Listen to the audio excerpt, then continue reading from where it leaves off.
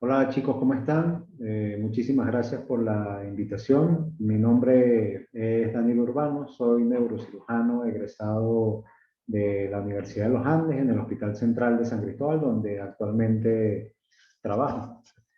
La invitación fue para que hablara un poco sobre un síndrome que se presenta con frecuencia. No es sumamente frecuente, pero sí lo vemos constantemente en la consulta.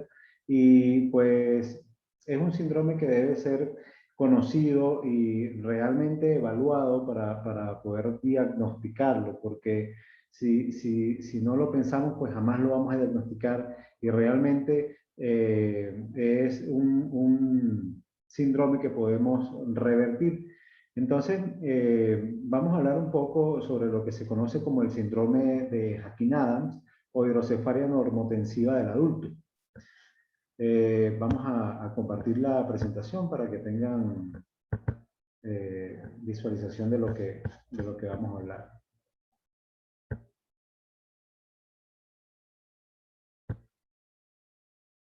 Muy bien. El síndrome de Hawking-Adams, una demencia reversible.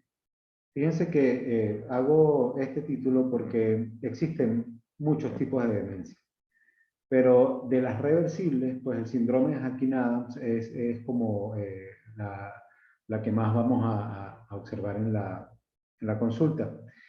El síndrome de Hawking-Adams se convierte como en una patología que debe ser realmente evaluada, debe pensarse, debe conocerse, porque a pesar de que no es una patología tan frecuente, pues sí la vemos en la consulta y cambia, pues cambia realmente la calidad de vida de los pacientes y está en nuestras manos pues brindarles la ayuda que podamos para poder revertir todo este daño que se ha presentado. Entonces, fíjense, van a conseguir el síndrome de Hawking-Adams con otros nombres, como hidrocefalia normotensiva del adulto, hidrocefalia de presión normal o hidrocefalia idiopática. De todas maneras, están hablando de un síndrome de Hawking-Adams, tal cual como se presenta, o si lo consiguen con los otros nombres, pues están hablando de la misma patología. Y bueno, es importante conocerla, como les he venido diciendo, pues ya empezaremos a ver cuando ustedes empiecen a leer los diferentes artículos, las bibliografías que hablen sobre este síndrome, pues se darán cuenta que hay múltiples causas, pero que no están muy bien determinadas. Entre ellas, pues la dificultad para la absorción del líquido cefalorraquídeo en el cerebro, sobre todo en el eje del seno longitudinal superior, donde realmente pues termina reabsorbiéndose el LCR. Este daño, esta como dificultad para esa absorción, pues hace que se acumule el líquido y empieza a producirse como una hidrocefalia. Lo característico es pues, que es una hidrocefalia de presión normal y que tiene una representación clínica distinta a las hidrocefalias agudas. Entonces, por eso coloqué en esta lámina que pueden ser múltiples causas y a veces ni siquiera logra identificar una causa y entonces por eso se ha nombrado también como una hidrocefalia idiopática. Fíjense que es mucho más frecuente en pacientes mayores de 60 años, sin embargo, no podemos descartarla en pacientes menores de 60 años. ¿Sí? Es más frecuente en este tipo de pacientes mayores, pacientes de 60 años, pero un paciente de 50 años bien puede presentarla, un paciente de 55 años bien puede presentarla, ¿no? Entonces, siempre debemos pensarla, debemos evaluarla y tenerla en consideración para poder hacer un diagnóstico certero. Fíjense que la prevalencia pues son 30 personas por cada 100.000 individuos. Entonces, aunque no es algo sumamente frecuente, pues sí está presente en nuestro entorno y debemos conocerlo. Conocerlo para diagnosticarlo. La cuestión está en que muchas de estas hidrocefalias normotensivas pasan desapercibidas y se retrasa muchísimo el diagnóstico del paciente. Y el hecho de que se retrase el diagnóstico significa que hay retraso en el tratamiento y esto lo que hace es que la sintomatología que se ha presentado y el deterioro neurológico que se va a presentar, pues se mantenga en el tiempo y ya no tenga posibilidades de revertir. Esto es lo que hace el síndrome de Hawking tan interesante. y es que debemos diagnosticarlo para poderlo tratar a tiempo para que tenga posibilidades de revertir. Si nosotros dejamos pasar la enfermedad y dejamos que el síndrome avance y continúe el deterioro neurológico, probablemente, aunque luego lo diagnostiquemos y le coloquemos el tratamiento apropiado, no vamos a poder conseguir que se revierta la sintomatología neurológica que se ha presentado. ¿Cómo lo vamos a identificar? Pues el síndrome de Hakim-Adams tiene una triada clásica. La triada clásica es alteración de la marcha. Esta marcha se describe generalmente como una marcha magnética. Es una marcha donde los pies parecen estar pegados como un imán hacia el suelo. Entonces le cuesta al paciente despegarlos del suelo y empieza a tener este tipo de alteraciones. Sin embargo, las alteraciones de la marcha pueden ser distintas, ¿no? Tal vez no una marcha magnética, sino enlentecimiento del paso, una apertura de la base de sustentación, así que no siempre pues vamos a tener una marcha magnética y cada vez que tengamos una alteración de la marcha más otro de los componentes de esta triada, pues debemos estar atentos y pensar en un síndrome de Hakim-Adams. La alteración de la marcha es lo primero que se presenta cuando se va a presentar este tipo de patología. Luego de la alteración de la marcha, entonces viene el déficit cognitivo. Fíjense que el déficit cognitivo puede empezar simplemente por pérdida de la memoria. Un paciente que se le olvidan las cosas, donde dejé las llaves, si comí esta mañana o no comí, que comí al almuerzo. Un paciente que de repente empieza a presentar una conversación desorientada, una conversación incoherente, en algunas ocasiones, ¿no? Al principio pareciera pues ser poco notable, pero ya luego sí el familiar se empieza a dar cuenta de que las cosas no marchan bien, de que hay un déficit cognitivo, el paciente se hace más lento para pensar, más lento para hablar, en algunas ocasiones habla incoherentemente, habla algunos disparates, para decirlo un poco más coloquial, y esto pues llama la atención y asociado ya a la alteración de la marcha podríamos nosotros pensar de que se trata de un síndrome de Hakim-Adams. Como último, en esta triada se va a presentar una incontinencia urinaria y no empieza simplemente con una incontinencia urinaria como que estoy sentado hablando en una reunión familiar en la sala y de repente se orina el paciente, sino que empieza tal vez como una emergencia urinaria, que el paciente siente las ganas de orinar y debe ir volando hacia el baño porque si no se va a orinar encima. Sí, esto pareciera ser entonces una emergencia urinaria, pero hasta ahora no se ha convertido en una incontinencia urinaria. Pero avanzar hacia allá. Tal vez conseguir esta triada completa en los pacientes de la consulta pues se convierte en algo un poco difícil y no siempre el paciente con síndrome de Hakim-Adams se va a encontrar con la triada clásica como tal. Lo importante es saber que existe y reconocerla y asociar estas sintomatologías para poder diagnosticarla, pero realmente la bibliografía habla que entre un 50 y un 75% de pacientes tienen esta alteración de la marcha, el déficit cognitivo y la incontinencia urinaria.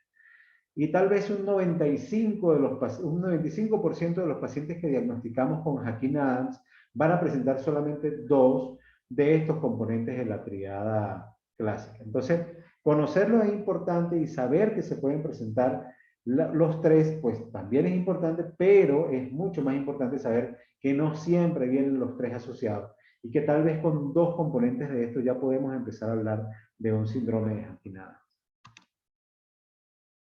Al examen físico, pues vamos a encontrar algunos signos como la hiperreflexia, como reflejo plantar cutáneo en extensión, como unos signos extrapiramidales, pues todo sintomatología tal vez en motoneurona superior que pudiera reflejarse en un paciente que ya tal vez lleva bastante tiempo con el progreso de la enfermedad. Sin embargo, la triada, el interrogatorio, observar al paciente, pues es como lo que más va a llenarnos para impulsarnos a diagnosticar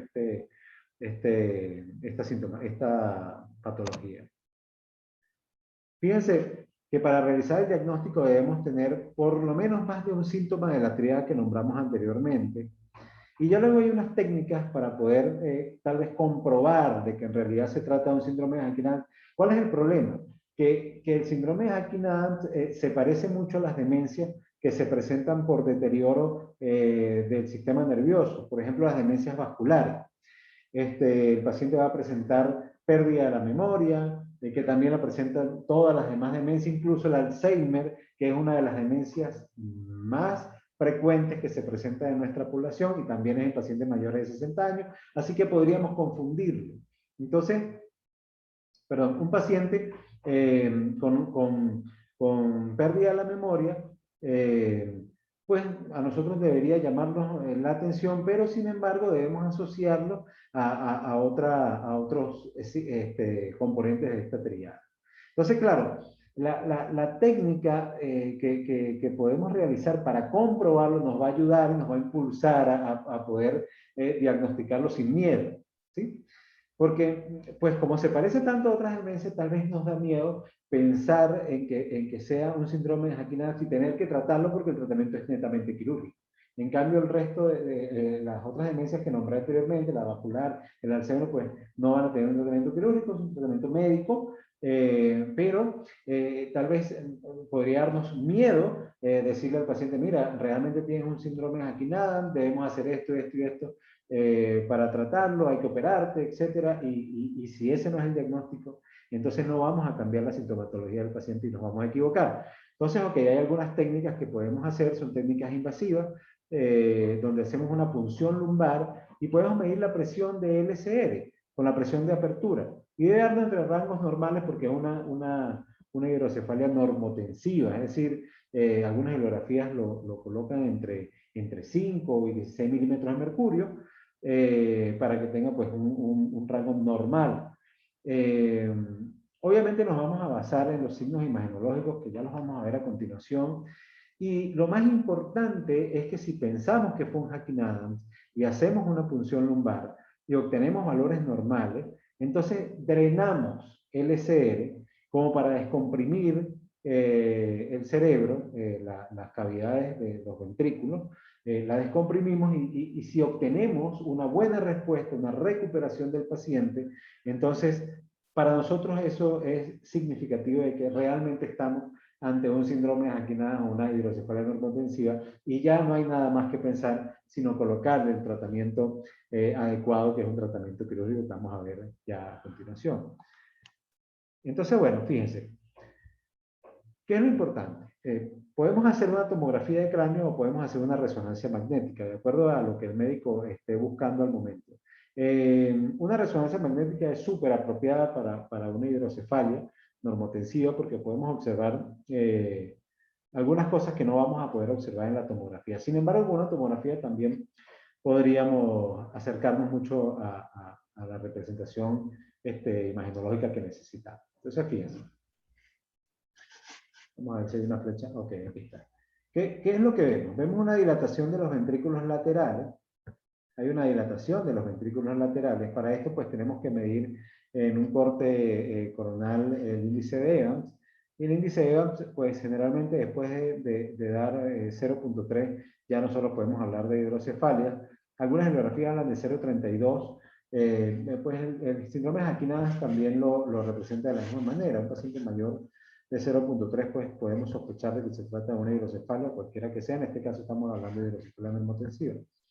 El hecho de que exista edema transependimario, pues nos llama muchísimo la atención. El edema transependimario pues, se va a representar producto de que el LCR tiene presión en los ventrículos y no tiene por dónde salir, entonces se traslada, se trasvasa hacia el parénquima cerebral, que es lo que nosotros podemos observar por lo menos en esta imagen, este color difuso que se observa aquí, el color blanco difuso. ¿De acuerdo?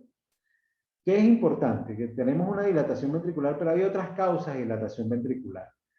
Si nosotros observamos, y lo vamos a ver en otra imagen, si nosotros observamos dilatación ventricular, pero en la dilatación ventricular observamos que hay atrofia cerebral, probablemente no estemos acertando el diagnóstico de una hidrocefalia normotensiva, sino de otro tipo de patologías, pues que entonces también hacen una dilatación ventricular y no se trata de una hidrocefalia como tal. Fíjense que aquí tenemos los ventrículos dilatados y tenemos las circunvoluciones bastante adheridas al cráneo. No hay un espacio amplio en el espacio subaracnoideo, perdón, no vemos un espacio amplio en el espacio subaracnoideo, sino que están adheridas, las circunvoluciones están adheridas al cráneo. Esto nos hace sospechar de que esta dilatación ventricular es producto de una hidrocefalia. ¿Okay? Esto es un corte coronal donde vemos cómo el vértex, las circunvoluciones que están en el vértex del cerebro, pues se encuentran adheridas, pegadas arriba, y no hay espacio en el espacio subaracnoideo, no hay un amplio espacio que nos haga hablar de atrofia cerebral y nos haga sospechar de otras patologías. Les traje esta imagen de resonancia también, donde observamos que también hay dilatación ventricular, hay edema transependimal. Entonces, bueno, podríamos sospechar, ok, imagenológicamente es una hidrocefalia normotensiva. Sin embargo, observen cómo en esta imagen sí podemos notar que el espacio subaracnoideo es realmente amplio y las circunvoluciones del cerebro se encuentran como en atrofia, están atrofiadas.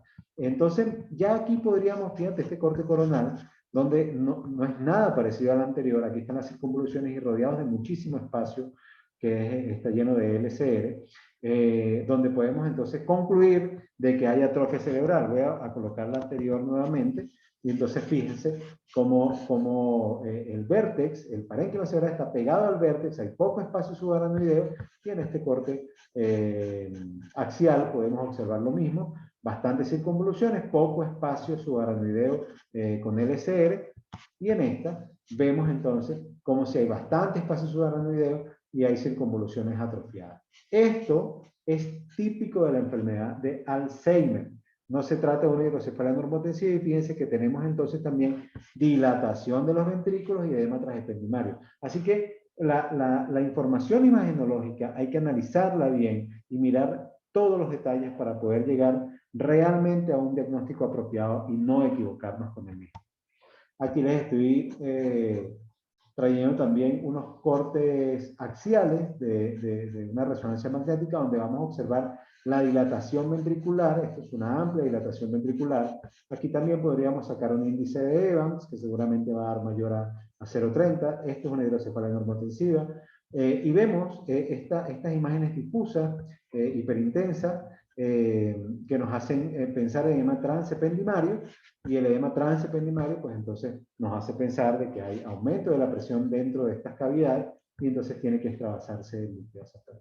Y estos son los signos imagenológicos. Claro que por supuesto estos signos imagenológicos pueden venir asociados a cualquier otro signo imagenológico de otras patologías que vienen asociadas, como en este caso nosotros podemos observar estas pequeñas imágenes hiperintensas que vemos en la sustancia córtico-subcortical, que muy probablemente nos esté hablando de una probable enfermedad vascular que se está presentando y bien asociada, ¿no?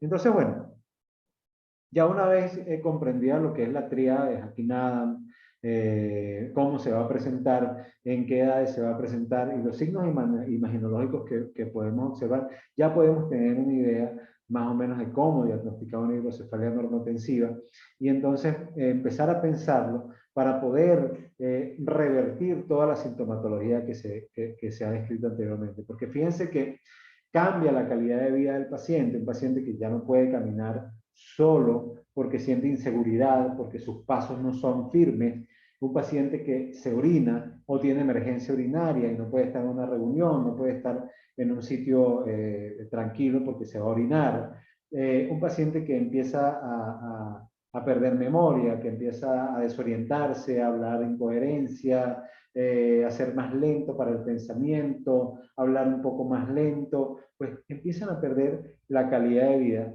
y poderles devolver esa calidad de vida que tenían anteriormente, donde sus pensamientos eran rápidos, había seguridad para la marcha, no un paciente que podía tener la continencia de la orina, etcétera, pues es importante realmente para el paciente si se la podríamos devolver. Hay otras sintomatologías que se pueden asociar como depresión, como apatía, como tristeza, y realmente pues termina siempre el paciente acudiendo a otras especialidades o a otros médicos, y como no se ha pensado en este diagnóstico pues progresa la enfermedad. Y una vez que pasa el tiempo y el deterioro se instaura, entonces ya no hay posibilidades de recuperar. Entonces, es importante para todos ustedes que están observando esta presentación, conocer esta triada, ahondar más en el tema, para que puedan entonces diagnosticar este tipo de pacientes a tiempo y poder brindarles la ayuda que ellos necesitan. ¿Cuál es el tratamiento? Pues es netamente quirúrgico. Es colocar un sistema de derivación ventrículo-peritoneal. Es un sistema que consiste en trasladar el líquido que se produce en los ventrículos, en los plexos joroideos, que está en los ventrículos cerebrales, trasladarlo de allí hacia el abdomen para poderse reabsorber, ya que no tenemos la reabsorción natural activa del cerebro, y entonces, como está fallando, pues lo que hacemos es trasladarlo hasta al abdomen y ahí reabsorberlo. Entonces, es una cirugía relativamente sencilla. Obviamente todas las cirugías tienen su técnica y sus complicaciones, pero dentro del ámbito del neuroquirúrgico fue una cirugía bastante fácil de llevar, poco compleja, y la podemos realizar casi en cualquier centro hospitalario. Entonces, bueno, luego de este tratamiento realmente empieza a disminuir la presión de los ventrículos porque el líquido empieza a drenarse y obtenemos entonces la reversión de toda esa clínica que se había presentado, y el paciente empieza a presentar una grandiosa mejoría que es súper observable en el médico y en los familiares. Entonces, bueno, pues muchísimas gracias por su atención. Esta es una pequeña charla que quería brindarles a todos ustedes. Gracias por estar presentes y activos siempre en la academia. Y bueno, estoy a la orden para cualquier duda, para cualquier pregunta que quieran realizar. Estoy activo a través de la red social Instagram, a través de @doctor.daniel Urbano. Un abrazo y bueno, hasta la próxima.